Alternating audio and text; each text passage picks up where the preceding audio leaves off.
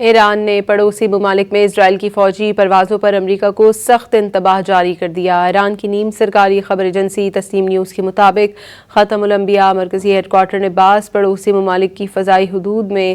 صہیونی فوجی طیاروں کی نقل و حرکت اور موجودگی پر سخت تشویش کا اظہار کرتے ہوئے اسے ایک بڑا خطرہ قرار دے دیا۔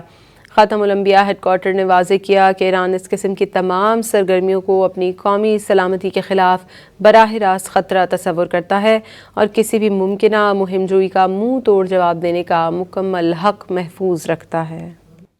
ایران نے پڑوسی ممالک میں اسرائیل کی فوجی پروازوں پر امریکہ کو سخت انتباہ جاری کر دیا۔ ایران کی نیم سرکاری خبر ایجنسی تسنیم نیوز کے مطابق خاتم الانبیاء مرکزی ہیڈ کوارٹر نے بعض پڑوسی ممالک کی فضائی حدود میں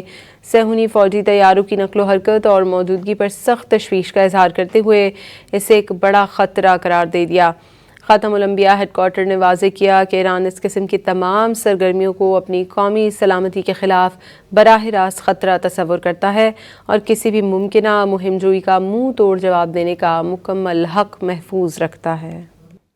ایران نے پڑوسی ممالک میں اسرائیل کی فوجی پروازوں پر امریکہ کو سخت انتباہ جاری کر دیا۔ ایران کی نیم سرکاری خبر ایجنسی تسنیم نیوز کے مطابق خاتم الانبیاء مرکزی ہیڈ کوارٹر نے بعض پڑوسی ممالک کی فضائی حدود میں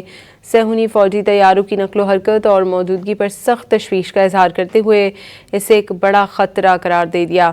خاتم الانبیاء ہیڈ کوارٹر نے واضح کیا کہ ایران اس قسم کی تمام سرگرمیوں کو اپنی قومی سلامتی کے خلاف براہ راست خطرہ تصور کرتا ہے اور کسی بھی ممکنہ مہم جوئی کا منہ توڑ جواب دینے کا مکمل حق محفوظ رکھتا ہے۔